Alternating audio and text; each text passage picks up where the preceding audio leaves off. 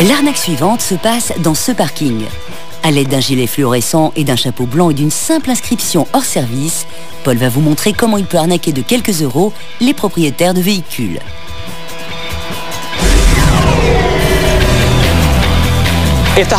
Il suffit de se poster dans une zone très fréquentée pour se faire rapidement une belle petite somme d'argent.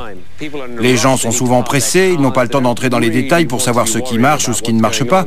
Quand ils voient l'affiche hors service, en général, ils payent comptant. Bien sûr, il ne s'agit que de quelques euros à chaque fois, mais au bout de 20 ou 30 clients, on peut se faire pas mal d'argent. Paul joue le rôle du garçon de parking. Il s'est posté devant la machine de paiement automatique sur laquelle il a collé une affiche hors service. Mensongère, bien sûr. Et pourtant, les gens vont y croire. Mais vont-ils croire au déguisement de Paul? N'oubliez pas que cette arnaque est faite sur la voie publique. À tout moment, nos experts peuvent se faire prendre. Mais ses complices sont aux aguets non loin de là et il peut les prévenir par radio en cas de problème.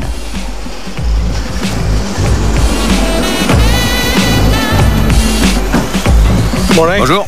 Bonjour. Tout le réseau est en panne, je suis chargé de prendre la monnaie. Ça marche pas? Non, c'est moi qu'il faut payer. Vous? Pourquoi ça? Il semble que cette femme se méfie un peu de Paul, mais il reste très calme. Vous ne voulez pas votre ticket? Ouais, mais Combien de temps vous allez rester? Combien de temps? environ 3 heures. 3 heures, ça vous fera 10 euros.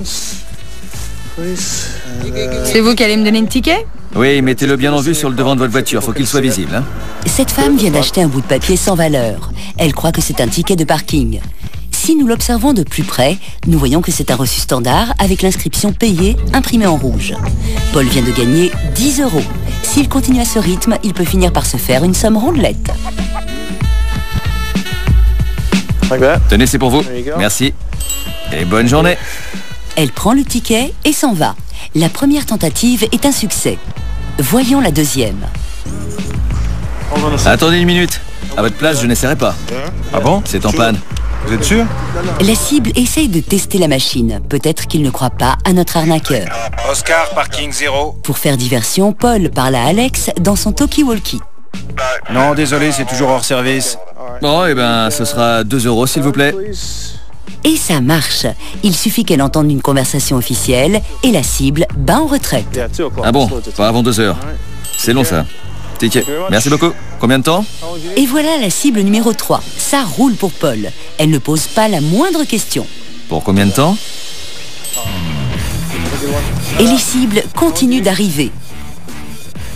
Et elles achètent le faux ticket sans se poser de questions. Je vais devoir vendre des tickets comme ça toute la journée. Et voilà, merci, bonne journée.